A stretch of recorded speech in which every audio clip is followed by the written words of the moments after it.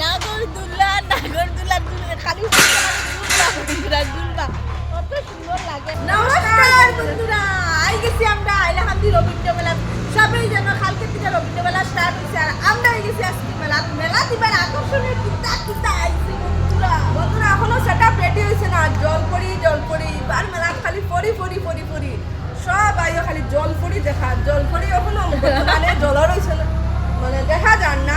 ওই যে জলপরির সেটআপটা দেখা আছে বন্ধুরা, এটা ভিতরে যে খুললে যে কত জলপরি বাইরিব সব আইবা, কেউ মিস করবে না। জলপরি আর একুরিয়াম এবার দেখার লাগিয়ে দুইটা জিনিস মেলার বিশেষ আকর্ষণ।